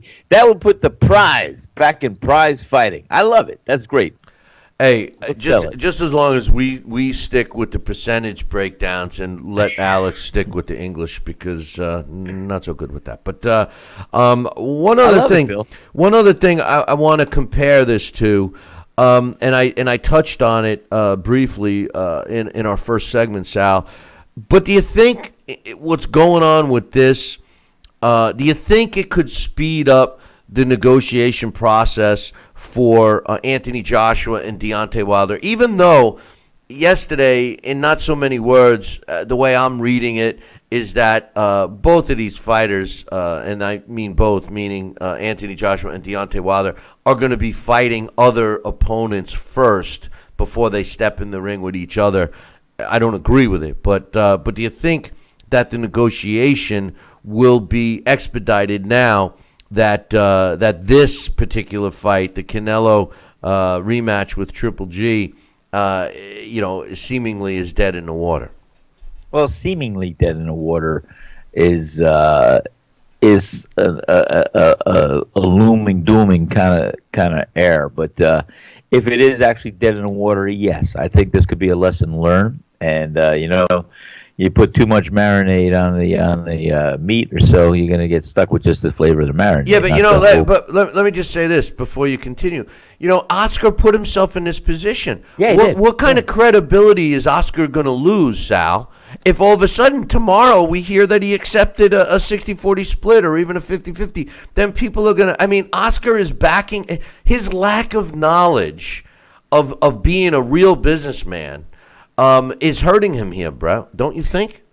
Yeah, well, here, like I said earlier, he could salvage this and spin it if he had some advisors that can school and tool him with the right language and the right release of what he's going to say. And, a simple, humble little remark like that, after taking into consideration where this fight is going and how big this fight is to the sport of boxing, to the fans, to everybody else, we're going to be humble on our end, and we're going to look at what we need to do to make this fight happen. And that's why we decided we're going to do this, and we're still working out some minor details that we're going to make sure they're going to be par and level for everybody that's going to be partaking in, or for the two fighters that are going to be taking this fight. He could release a statement like that, and guess what? All is shine, all is credible, all is good. And he'll have very little to suffer from that kind of comment. Well, yeah. What I would do if I was Oscar De La Hoya, I would spin it and say, look, Canelo called me. He's furious. He's so mad. All he wants to do is right the ship. He wants to fight Triple G. So we're going to bite the bullet. We're going to take 60-40. Triple G manned up. He's accepting a little less. End of story. The fight's on September. End of story. I like but anyway, we'll see what happens. I personally don't think that Canelo can beat Daniel Jacobs. I don't think he could beat Triple G either. I just don't think that I think Canelo is peaked out. I think Canelo is the best that Canelo will ever be right now, and that Canelo is not good enough to beat Triple G, even an aging Triple G, or a Daniel Jacobs. And like you suggest, you don't even think he could beat Billy Joe Saunders. So, and I don't think he could beat the Charlo brother because he's too big. Charlo, I'm not sold on Charlo brothers yet. But as far as just overall size, I think Canelo is just would be giving up too much of that. But in any event, I saw something with that Triple G fight with the Canelo that I do think there are several fighters out there that can beat Canelo Alvarez. And I agreed with you on a list that you just went down. Well, the thing about Canelo, I'm not going to deviate from what I've been saying since for years. And Floyd Mayweather, give him credit, he saw the flaw. Mayweather saw the flaw. The flaw in Canelo, which has not been able to be corrected, is that he can't land effective punches while he's on the move. So here's the guy that claims how great he is boxing. He's got foot speed, he's got hand speed, blah, blah, blah. But the problem is you need to be able to land effective punches while you're moving and utilizing your hand and foot speed. He can't. He has to plant his feet and let his hands go when the opponent is in front of him. So if you have a guy like Spike O'Sullivan or somebody that's going to stand in front of you, then you're going to look like a superstar. But anybody with movement is going to give you trouble. Daniel Jacobs can move. Triple G is a ring general, the best I've seen in 20 years. Floyd moved. The reason why Floyd beat Canelo was simple. Floyd did his patented, he lands 2 quick punches and he ran. And Canelo chased him all night long. End of story. Floyd won a boring decision like all of his fights. But credit to Floyd, he saw that in a young fighter. And everyone, including myself, was very critical of Floyd, picking older, washed-up fighters that he fought or fighters way beyond their prime. And lo and behold, he steps in the ring with Canelo Alvarez, a young gun, undefeated at the time. And to this day, the only loss that he suffered was at the hands of Floyd. So Floyd saw it. He saw the flaw, and the flaw has not been corrected. Some things have been improved on from Team Canelo, but the one thing that has never been corrected and never will is his inability to hit his opponent with effective punches while he's moving. And all these guys we're talking about as potential opponents for Canelo are going to be trouble for Canelo. Canelo is making or letting Oscar De La Hoya make a very bad business decision for him. And it's, if it was all about fighting the best, we wouldn't be having this discussion, Sal, because the rematch would have already been signed with Triple G. So it is about the money. Make no mistake, it's about the friggin' money. No matter how you look at it, that's what it is, in my opinion. Well, I follow that, and I think you're onto something there, and I think you're right.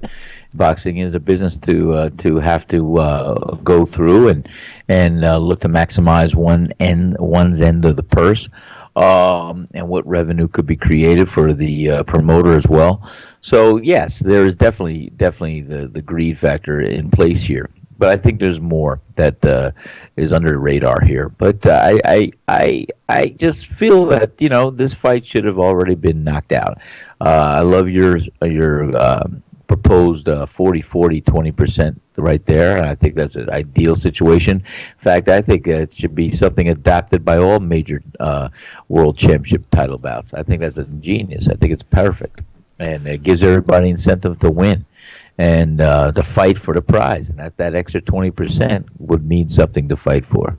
Hey, Sal, we're going to take a break here, but a quick question. What do you think? Will the outcome or potential outcome of what has transpired with, reportedly Oscar De La Hoya and Canelo Alvarez moving past Triple G, will this speed up the fight or negotiations between Anthony Joshua and Deontay Wilder? Do you think it'll have any or no effect?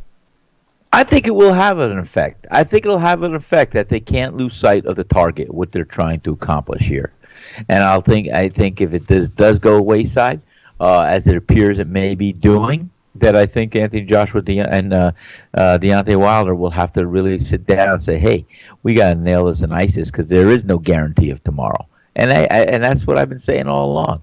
So let it be a lesson. And I think they'll have that in the background of their minds to say, hey, we saw that one fall apart, and we're not going to let that happen.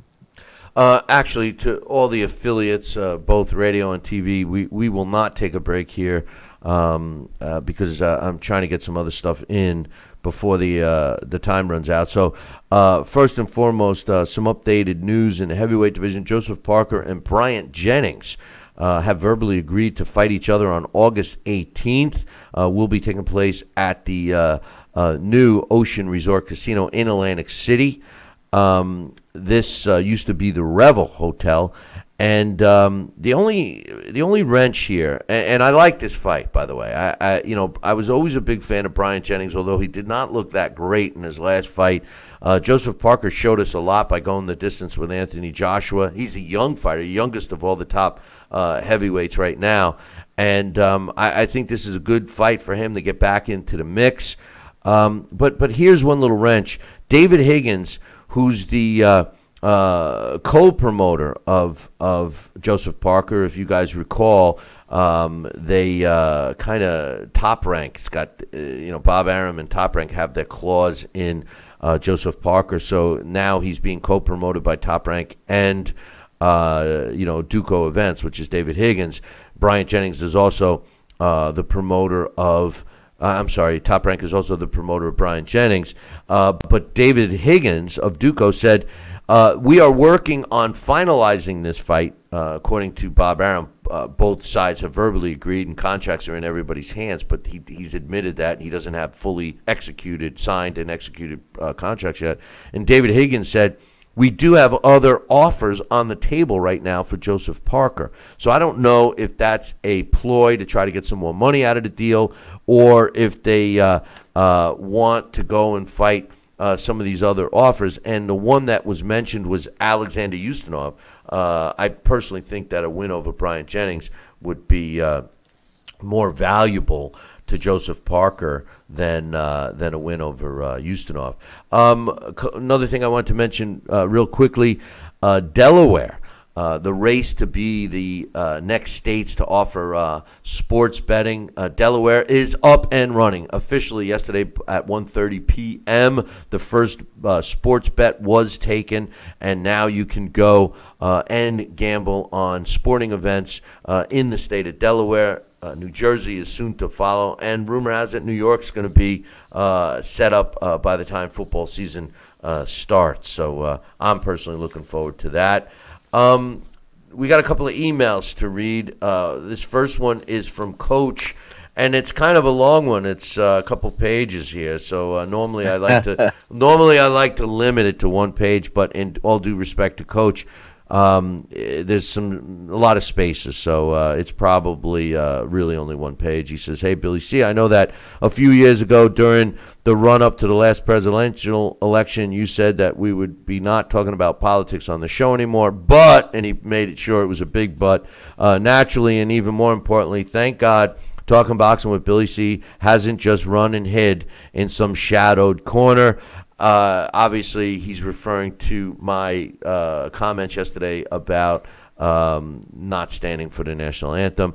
He said, after exchanging chat room jabs with another regular about boxing and politics and comparing Muhammad Ali's all-in self-risk refusing induction into the Army to the NFL's self-serving Colin Kaepernick's kneeling during the national anthem, to me, this is Coach, it's obvious politics has always loomed just outside the lines of all sports. He says, never is it more clear of the presence of politics in boxing after the Nevada State Athletic Commission's political move denying Triple G a fight with an unbeaten 28-0 Jamie Mugaya after allowing Nevada's own fake best ever Floyd Mayweather in fighting a pro debut Conor McGregor for a fabricated 50-0 record.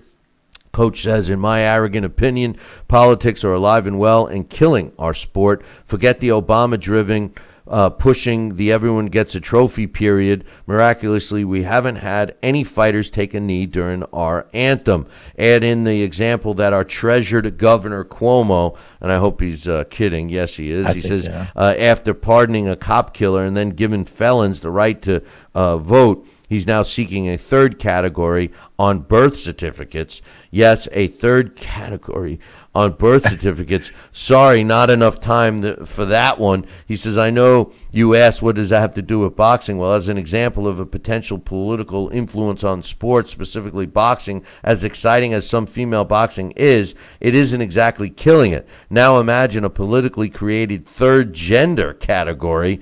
He says, WTF, having a sore throat, swallowing the still factless global warming. Can I have some scientific facts on this one? I know it's a way out there, but when you have already witnessed A-side fighters like Floyd picking opponents' gloves and seeing him after the fact therapeutically exempt from PED violations, I sarcastically ask, will he or they, meaning Bob Bennett and Nevada State Athletic Commission and boxing, go with the political flow of a scienceless-based third gender classification to go along with its overwhelming number of belts? I certainly don't blame you if you don't respond, but as crazy as it all sounds, the politics of sanctioning bodies and promoters in the cases of, let's say, Anthony Joshua and Deontay Wilder and Triple G and Canelo, you have to ask, why is it that such a great sport has so many politically and financially biased, influenced, shifting rules,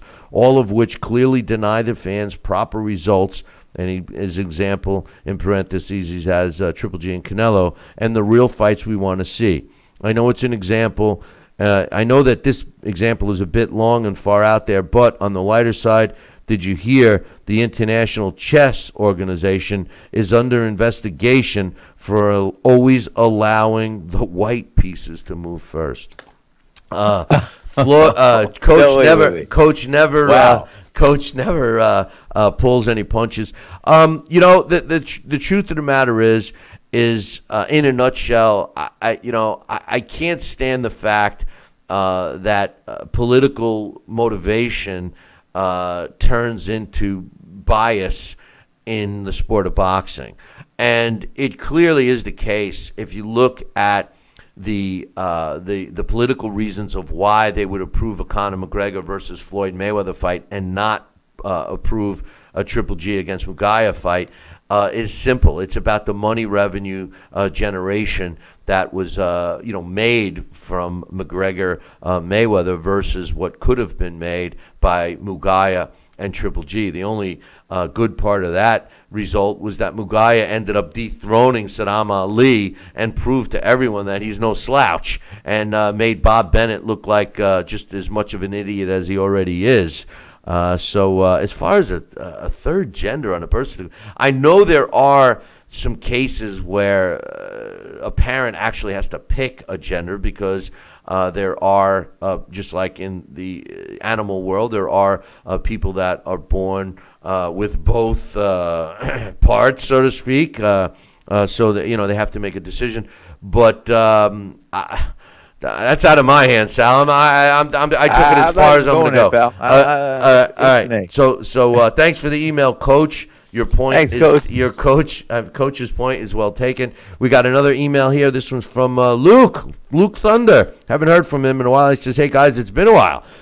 He says, "One thing I just wanted to ask you is that all the trash talking fighters that pound their chest and say they're the best, but more importantly, tell everybody that their contemporaries in their own weight divisions are bums, paper champions, and are nothing and easy to beat." Well, here's my question: if that's the case, if your opponents are all bums and you beat them, what have you actually achieved? He says, "I'm just curious, as you guys have mentioned it a few times, how you think same-day weigh-ins should come back. I'm only 31, so same-day weigh-ins are a little bit before my time. But, of course, all I've ever read is how dangerous they were, how fighters had to boil down just to get to the weight and then went into the fight all weak and dehydrated. I would just like to know what your guys' actual opinion is on why same-day weigh-ins would be better." Well, first, my first opinion of the first question is I agree. If you're fighting bums and calling them bums and then pounding your chest and saying you're the best, well, your record, we are what your record says. Yeah, or what did Bill Parsons say? You are what your record says you are. End of story. I mean, when you look at fighters and you look at who they beat, it's how good you are. You can't assume. As far as same-day weigh-ins, I think they would be safer. I think, here's the thing. When you did, and Sal is much more up to this than me, but when you did the same-day weigh-ins, you could dry out a little, but you're not going to rehydrate 10, 12 pounds in that same day. And in order to fight in a weight class, if you're dehydrating so much to make that weight, well, guess what, boys and girls? You're in the wrong weight class. You're in the wrong weight class. And that's what's happened today. By giving a fighter a 24-hour period or more to rehydrate, the end result is you have fighters that are actually fighting outside of their weight class. Now, you could make the argument and say that it evens up because the opponent can do the same thing. But, we've proven that some people, their bodies can handle more dehydration than others. So the guys that can do that, the guys that are able to dehydrate and lose 15 pounds and put it all back on in one night and be honky-dory the next day, those guys have an edge. And I think that was the original idea of why fighters supported it. A lot of fighters that could felt that they had the edge. The other main reason, I know safety was used, but the other main reason was television deals. We had several fights that were canceled at the last minute because fighters didn't make the weight and the opponents didn't want to go on with the fight, and they had TV deals all lined up and didn't give the promoters or the networks a chance to find a replacement. So those driving factors is what kind of helped having the day before weigh-ins. And this boils down, it really kind of backs up the political issues that Coach just made in his email. So I'm all for same-day weigh-ins. Sal, what's your thoughts on that and the safety issue? Well, you know what I'm thinking about. I think they should bring back the same-day weigh-ins. I think the safety issue you spelled out loud and clear. I mean, it's a lot easier for an opponent or for fighters. If I had to make, if I'm walking around 185 pounds and I got to make 160 or 168 or whatever it might be, I could do that simply by that afternoon, my last walk or workout, light workout the day before or 2 days before a fight. I simply stop drinking or consuming liquids or fluids, and knowing that I'm going to step on a scale 12 hours from now, I'll lose a couple of good pounds. And knowing I have a whole 24-hour plus, if they're weighing in the mornings or night, you got more than 24 hours to replenish and get the electrolytes in. You could inflate your body so much in that time. And yes, I don't think the weight classes will be represented very accurately. I think, when you have the same day weigh-ins, as you also said, yes, you're going to replenish. You're going to say to yourself, okay, I've got an afternoon to drink water to rehydrate myself, to eat a banana, to get some potassium back, or to have some pasta. You could do all that.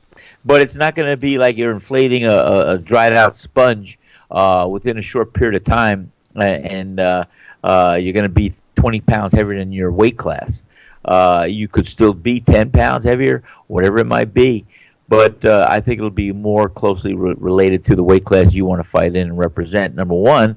Number two, I think it is safer or it's more dangerous to do it the other way because, like I said, you're really 20 pounds out of the weight class, some fighters can be, by the fight night. And don't forget, there's a lot that can happen in between that period. And I think that I think same-day weigh-ins just made a lot more sense, Billy C. The one thing that did hurt is, again, having these fighters, that especially with a magnitude of a main event fight or on a televised fight, they've got to be responsible. Maybe they should have a preliminary weigh-in the day before the fight. They could do that, a preliminary weigh-in to keep a guy in check and talk about, well, the repercussions. If you don't make this weigh-in tomorrow, the same day of the fight, we're gonna get a standby ready to step in, or we're gonna cancel your contract, or we're gonna take away $10,000 of your purse, whatever it might be.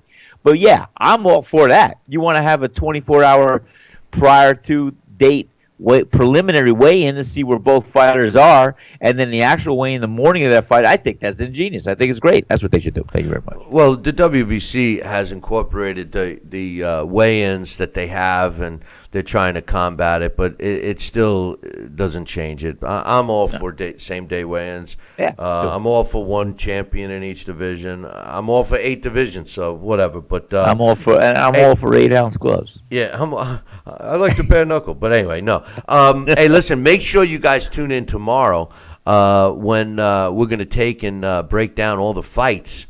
We got a lot of them scheduled this week, so tomorrow we're going to try to unless we have some late breaking news with the two the big fights, the non-Triple G Canelo or the Anthony Joshua, Deontay Wilder fight. We're going to focus on the fights scheduled for this weekend on tomorrow's show. But I want to leave everyone with a haunting question.